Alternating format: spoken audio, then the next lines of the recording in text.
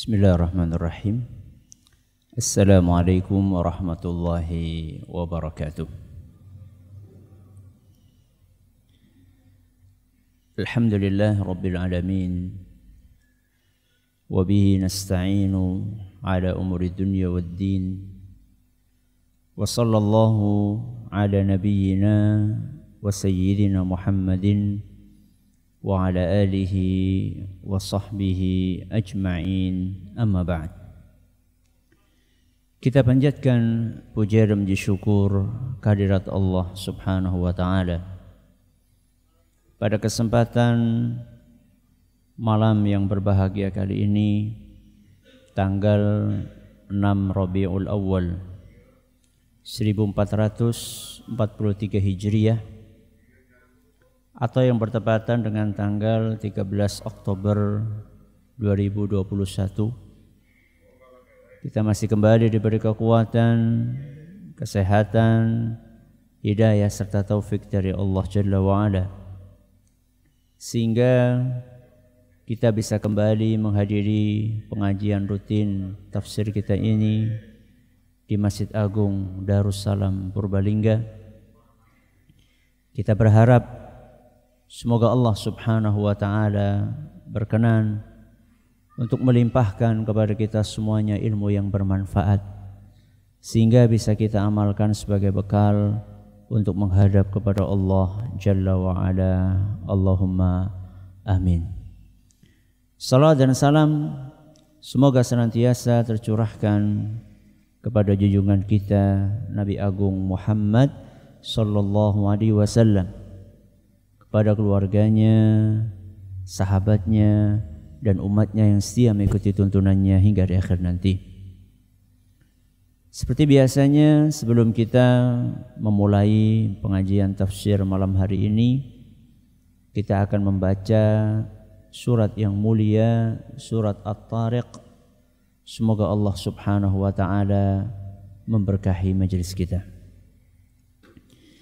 أعوذ بالله من الشيطان الرجيم.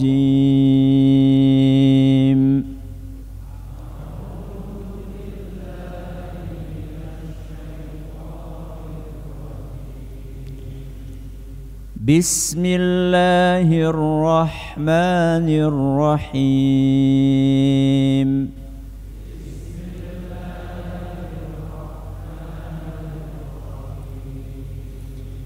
والسماء والطارق.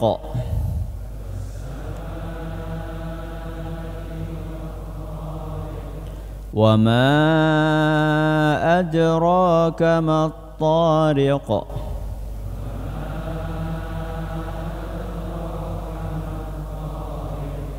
النجم الثاقب.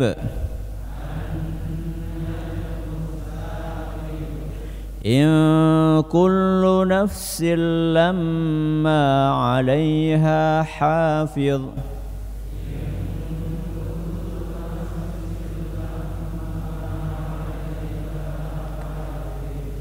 فلينظر الإنسان مما خلق.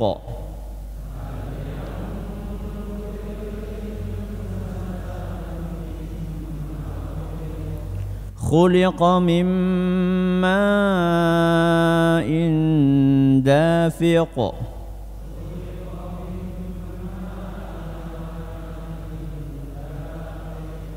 يخرج من بين الصلب والترائب.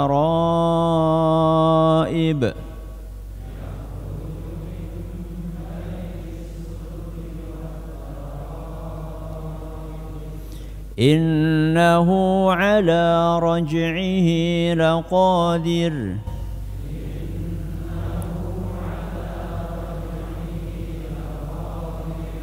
يوم تبلى السرائر.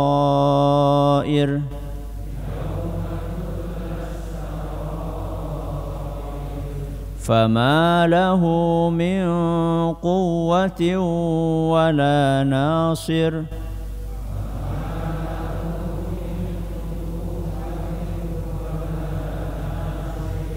was-samaa'i dzatir raj'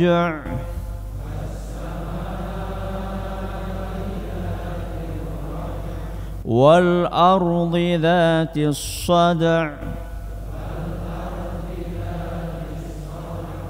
innahu laqawlun fasl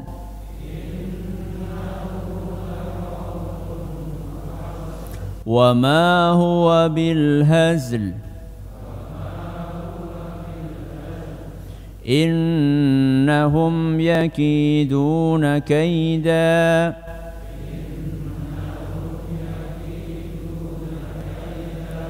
wa akidu kaida famahhilil kafirina amhilhum ruwaida.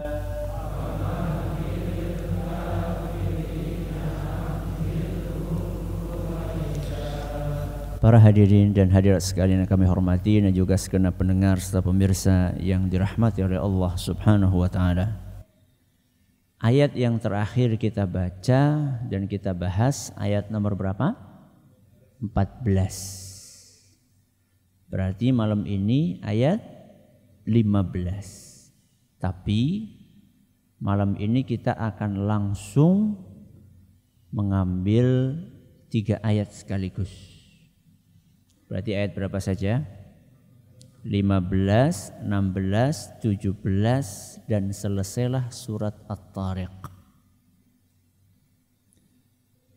Apa 3 ayat yang terakhir itu?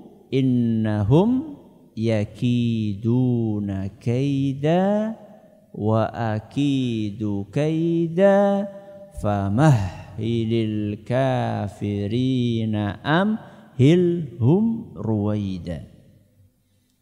Innahum yakiduna kaida. Sungguh mereka merencanakan tipu daya yang jahat. Siapa mereka? Kaum musyrikin. Innahum yakiduna kaida. Sungguh mereka kaum musyrikin melakukan, merencanakan, melancarkan tipu daya yang jahat. Itu ayat berapa? 15. Ayat selanjutnya ayat 16 Allah berfirman wa akidu kaida, dan aku, sinten aku? Allah akan membalas tipu daya tersebut dengan lebih dahsyat. Itu ayat 16. Ayat yang terakhir, famahhilil kafirina amhilhum ruwaida. Wahai Muhammad, berilah penangguhan kepada mereka. Berilah mereka tempo sesaat. 3 ayat ini, kata para ulama, mengandung hiburan dan mengandung ancaman. Mengandung apa? Hiburan dan mengandung ancaman. Siapa yang dihibur dan siapa yang diancam? Sinten? Bagus. Yang dihibur adalah Nabi kita Muhammad sallallahu alaihi wasallam dan kaum mukminin. Sedangkan yang diancam sinten? Kaum musyrikin. Nabi kita Muhammad sallallahu alaihi wasallam dihibur dengan apa? Kaum musyrikin diancam dengan apa? Nabi kita sallallahu alaihi wasallam dihibur bahwa sebanyak apapun tipu daya yang dilakukan oleh kaum musyrikin untuk menghancurkan Islam, maka sungguh yang menang pasti siapa? Rasulullah sallallahu alaihi wasallam.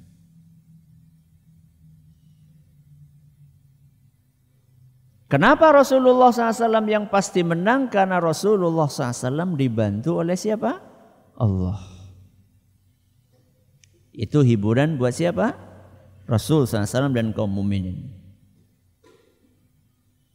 Di waktu yang sama ayat inilah ancaman bagi kaum musyrikin. Kaum musyrikin diancam oleh Allah Subhanahu wa taala bahwa apapun yang kalian kerjakan, sekalipun saat ini kelihatannya kalian menang, pasti kalian akan kalah. Karena yang dilawan balasan tipu daya dari siapa? Allah Subhanahu wa taala. Manusia lawan Allah. Siapa yang menang? Ya pasti Allah. Manusia super lemah, Allah super kuat, maha perkasa Allah Subhanahu wa taala.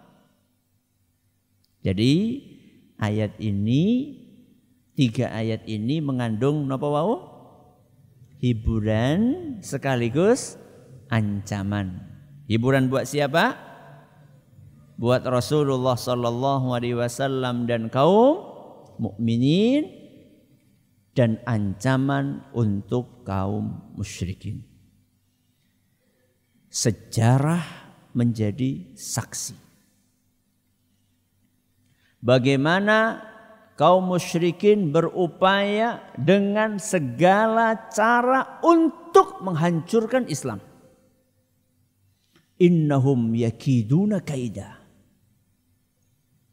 Betul-betul terbukti dan tercatat dengan rapi dalam sejarah bagaimana kaum musyrikin berupaya sekuat tenaga untuk mematikan perkembangan dakwah Islam. Kadang pakai intimidasi, kadang pakai ancaman, kadang pakai kekerasan fisik, penyiksaan yang dialami oleh para sahabat Nabi sallallahu alaihi wasallam seperti siapa? Seperti sinten? Bilal. Siapa lagi? Sumayyah. Siapa lagi? Yasir. Bahkan Nabi kita SAW pun juga diintimidasi secara fisik. Lagi sholat tahu-tahu dari belakang diapain? Dicekik. Lagi sholat dicekek, bayangkan. Bukan hanya intimidasi fisik, termasuk juga iming-iming. Ditawari jadi apa? Raja. Tetap Nabi SAW tegar melanjutkan dakwahnya. Ditawari untuk nikah dengan wanita yang cantik. Ya. Kembang Kembang kota. Ya, kota Mekah ya, bukan desa Mekah. Ya. Ditawari harta. Tapi itu semuanya tidak berhasil untuk menghentikan laju dakwah Nabi kita Muhammad SAW. Sampai puncaknya ketika secara bertahap kaum muslimin hijrah untuk menyelamatkan agamanya. Berangkat sebagian ke Habasyah 2 kali. Setelah itu kemudian ada izin dari Allah untuk hijrah ke Madinah. Berangkat 1, 2, rombongan sampai yang tersisa tinggal Nabi kita Muhammad sallallahu alaihi wasallam, Abu Bakar As-Siddiq, Ali bin Abi Thalib, dan beberapa kaum muslimin yang berhalangan untuk hijrah. Kaum musyrikin Quraisy semakin ketakutan. Kenapa mereka ketakutan? Karena ternyata kaum muslimin yang berhijrah itu disambut dengan baik oleh siapa? Kaum Ansor. Teng pundi? Di Madinah.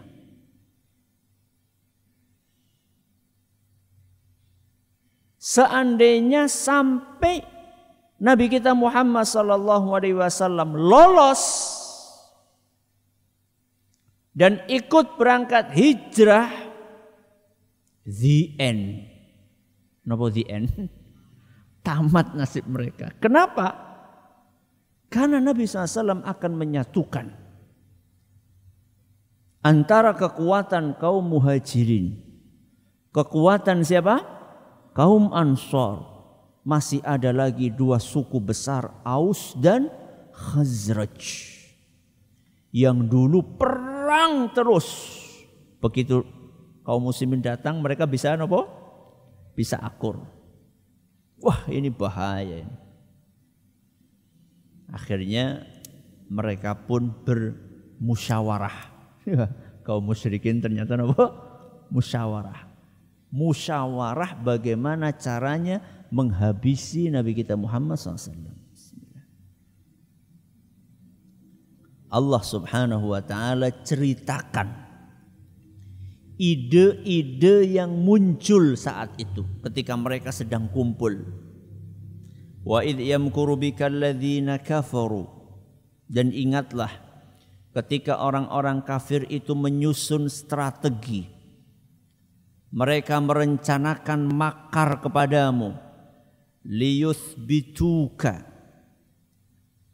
untuk menangkapmu dan memenjarakanmu, au yaqtuluka, atau membunuhmu, au yukhrijuka, atau mengusirmu. Ide-ide itu bermunculan. Ini Allah sampaikan dalam surat Al-Anfal ayat 30. Seperti apa suasana musyawarah tersebut? Dalam sebuah riwayat yang didhaifkan oleh para ulama dalam kitab-kitab sejarah, disebutkan bahwa mereka bertemu di Darun Nadwah, tempat kumpulnya para pembesar Quraisy. Dan saat mereka akan mulai pertemuan, datang seorang kakek yang mengaku dari Najd, sebuah wilayah di daerah Arab sana, yang sebenarnya dia adalah iblis yang sedang menyamar. Iblis ikut napa? Musyawarah. Ya. Lalu ada yang usul, gimana kalau Muhammad ini kita tangkap, kita penjara sebelum dia hijrah ke Madinah? Apa kata si iblis? Oh jangan. Muhammad itu kalau dipenjara, sahabat-sahabatnya pasti tidak akan terima dan mereka akan menyerbu ke sini. Dan mereka enggak takut mati. Kalau sampai mereka mengalahkan kalian, malu kalian. Oh, ada lagi yang ngomong, ya sudah kalau kayak gitu kita asingkan saja. Kita buang kemana gitu. Apa kata iblis? Oh jangan. Muhammad itu kalau diasingkan dimanapun akan menarik perhatian orang. Wong tutur katanya apa? Santun, akhlaknya baik. Nanti dia malah akan mendapatkan pengikut baru di tempat pengasingan. Akhirnya berkatalah Abu Jahal, kalau kayak gitu kita bunuh saja. Tapi kalau orang Arab itu terjadi pembunuhan, maka kabilahnya akan rela untuk menuntut balas dari kabilah yang di situ ada pembunuh orang tersebut. Nah, Nabi Muhammad SAW kan punya kabilah Bani Abdi Manaf atau Bani Hashim. Seandainya satu orang yang bunuh, nanti Bani Abdi Manaf bisa menuntut kabilah tersebut. Bahkan bisa perang antar dua kabilah. Bagaimana supaya itu tidak terjadi? Abu Jahal ngomong, kita kumpulkan 10 kabilah. Setiap kabilah kita pilih orang yang terkuat, yang tergagah. Kemudian kita kasih masing-masing pedang yang paling tajam. Malam nanti seluruh 10 orang itu kumpul, kemudian serempak menyabetkan pedangnya bareng-bareng ke Muhammad. Sehingga Bani Abdi Manaf kalau mau perang melawan berapa? 10 kabilah. Dan gak mungkin mereka akan menang. Akhirnya ujung-ujungnya paling mereka cuma minta tebusan saja. Dan kita bisa iuran untuk menebus kematian Muhammad. Celing napa mboten? Idune. Apa kata iblis? Jos. Memang idemu itu luar biasa. Bagus itu ide. Saya setuju. Semua sepakat setuju. Bulat satu pendapat. Itulah makar mereka. Tapi mereka tidak tahu. Wa akidu kaida. Allah Subhanahu wa taala membalas makar tersebut dengan yang lebih dahsyat. Begitu selesai pertemuan tersebut, langsung malaikat Jibril menemui Nabi kita Muhammad SAW mengabarkan hasil pertemuan rahasia itu. Nabi SAW sudah bersiap-siap nih mau hijrah. Sama siapa? Sama Abu Bakar Siddiq. Dan di rumah Nabi SAW ada Ali bin Abi Thalib yang sedang mendapatkan misi dari Nabi kita SAW. Di antara misinya adalah untuk mengembalikan barang-barang titipan musyrikin Quraisy. Bayangkan, masih sempat Nabi SAW mikirkan apa? Mengembalikan barang titipan. Siapa yang nitip? Ya Abu Jahal CS.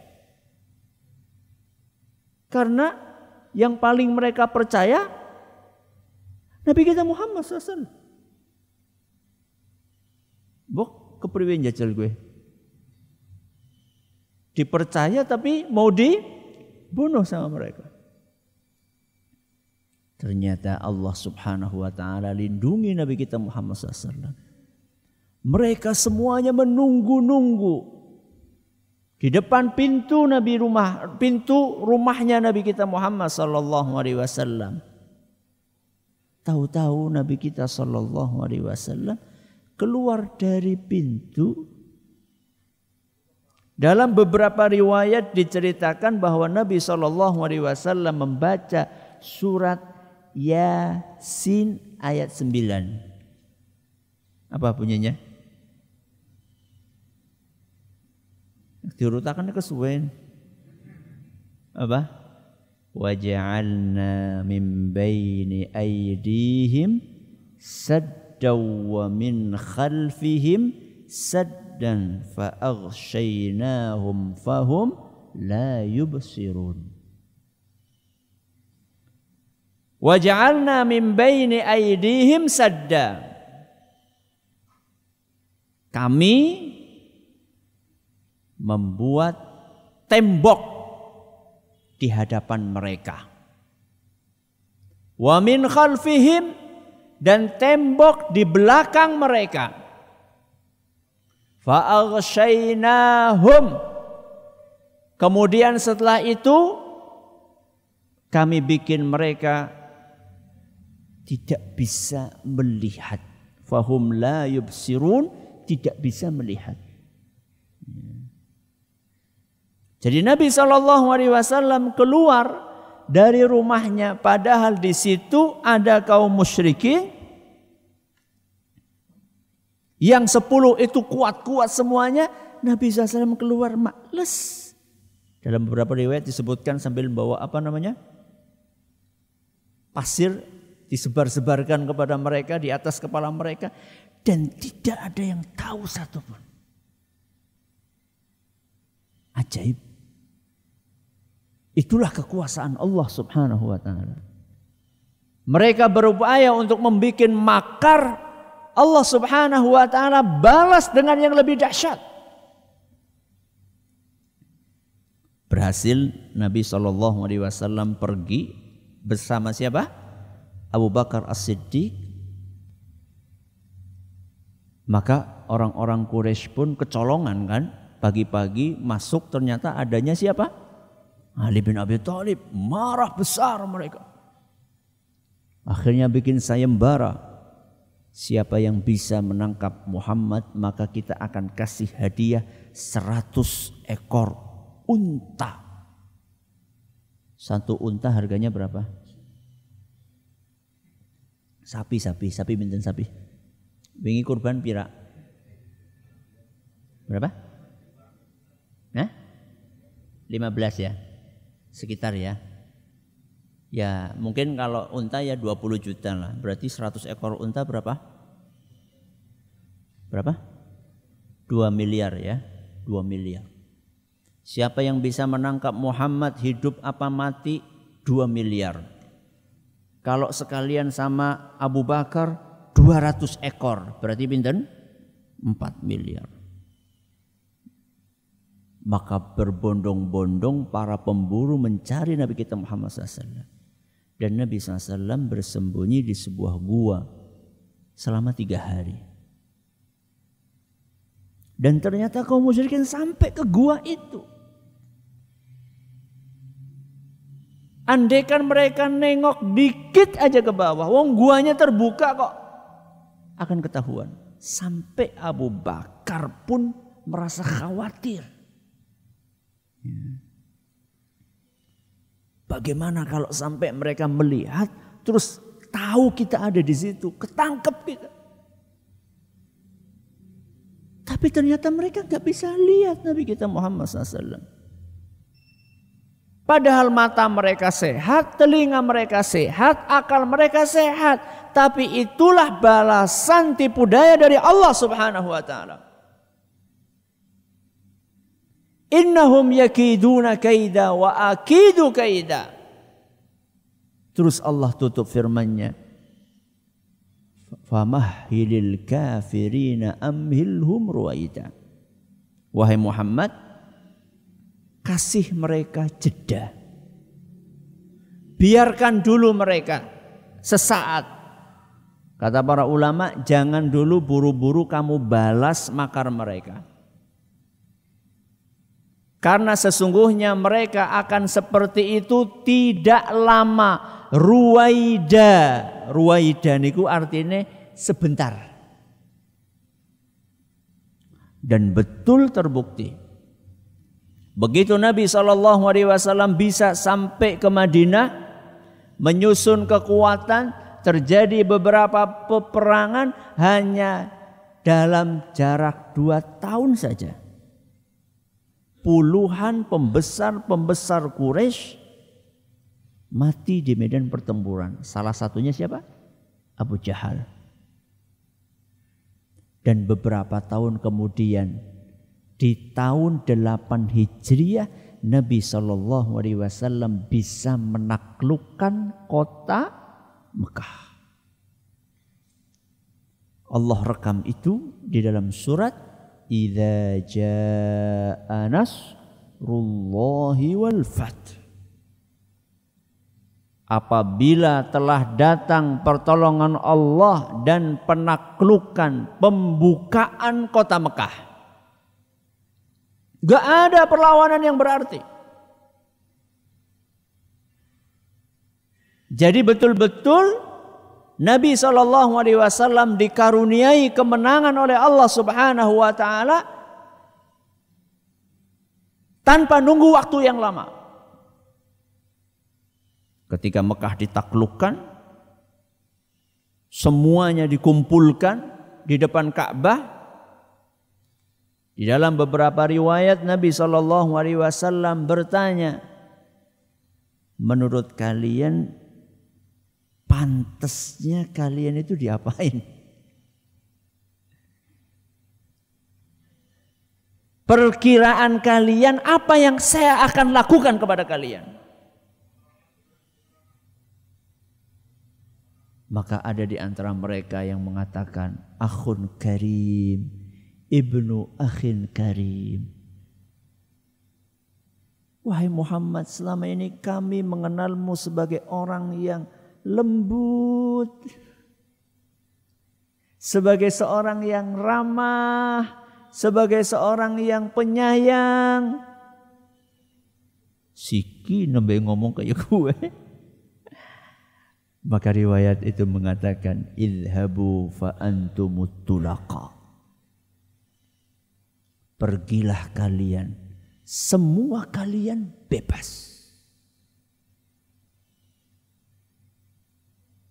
Itulah ketika Nabi kita Muhammad SAW memiliki kemampuan untuk membalas, tapi beliau tidak membalas kejahatan mereka. Dan kejadian seperti ini, makar dari orang-orang kafir kepada kaum mukminin dan kemenangan kaum mukminin akan terus terulang sepanjang sejarah. Kejadian seperti ini, makar dari orang-orang kafir untuk menghancurkan Islam dan kaum muslimin, dan kemenangan kaum muslimin di akhirnya akan terus terulang sepanjang sejarah, karena itu adalah sunnatullah. Apa artinya sunnatullah? Sesuatu yang sudah digariskan dan ditakdirkan oleh Allah akan terjadi terus. Sehingga jangan heran seandainya siang dan malam orang-orang kafir berupaya untuk menghancurkan Islam. Jangan heran. Jangan heran di sini maksudnya bukan kita biarkan, enggak. Tapi itulah yang akan terjadi terus. Saudara-saudara kita di Cina, belum lama kemudian ini saudara-saudara kita di mana? Di mana? Di India, ya. Yang juga belum selesai saudara-saudara kita di mana? Di Palestina, di Afghanistan, di Suria, di Rohingya. Innahum yakiduna kaida. Mereka akan terus berbuat makar untuk menghancurkan Islam. Dengan berbagai cara. Kadang pakai harta, kadang pakai kekerasan, kadang pakai teknologi. Sing jerene setan apa? Kepeng. Ya. Apapun cara mereka lakukan untuk menghancurkan Islam dan kaum muslimin. Tapi jangan putus asa. Karena masih ada kelanjutannya, apa? Wa akidu kaida. Dan Allah Subhanahu wa taala akan membalas makar tersebut. Cepat atau lambat mereka pasti akan kalah. Cepat atau lambat pasti mereka akan mendapatkan ganjaran dari kejahatan yang mereka lakukan. Lambatnya itu kapan Ustadz? Di sini dikatakan ruwaida. Wa amhilhum fa amhilhum ruwaida. Sebentar. Sebentarnya kapan Ustadz? Pirang tahun maning. Berapa tahun lagi Ustaz? Saudara-saudara kita di Palestina akan merdeka. Berapa tahun lagi? Orang-orang yang jahat, yang membunuhi kaum muslimin, mereka akan mendapatkan balasan. Kalaupun balasan itu belum di dunia, maka pasti akan ada balasan di mana? Di akhirat. Akhirat masih lama atau sebentar lagi? Masih lama apa sebentar lagi? Enggak lama. Begitu mereka mati, masuk akhirat. Betul? Betul. Jadi yang namanya akhirat itu bukan dibayangkan nunggu nanti ketika nopo? Kiamat. Begitu mereka mati, man mata faqad qamat qiyamatuhu. Barang siapa yang mati, maka berarti dia sudah mengalami kiamatnya sendiri untuk dia. Itu namanya al-qiyamatus sughra. Kiamat kecil. Kalau yang di akhir zaman itu namanya apa? Kubro. Napa kubro? Yang besar. Orang-orang jahat itu kira-kira umurnya pirang tahun? Ya paling pol-polnya berapa sih lah? Ya 100. Enggak lama. Ya. Jadi Allah Subhanahu wa taala akan membalas perbuatan mereka cepat atau lambat. Kalau tidak di dunia, di akhirat. Dan kebenaran pasti akan menang cepat atau lambat. Yang penting kita mau berusaha dan memohon kepada Allah Subhanahu wa taala. Wa qul ja'al haqqu wa zahaqal batil. Ketika kebenaran itu datang, maka kebatilan akan sirna. Innal batila kana zahuqa. Sesungguhnya kebatilan itu pasti akan hancur. Ini Allah sampaikan dalam surat Al-Isra ayat 81. Sehingga tetap optimis. Jangan apa? Pesimis. Jangan pesimis dengan keadaan kita saat ini. Yang penting kita tetap terus belajar, mengamalkan ilmu yang sudah kita miliki, sambil terus mempersiapkan diri, menyusun kekuatan, menyusun kesolidan di antara kaum muslimin, sambil tetap bertawakal kepada siapa? Allah Subhanahu wa taala.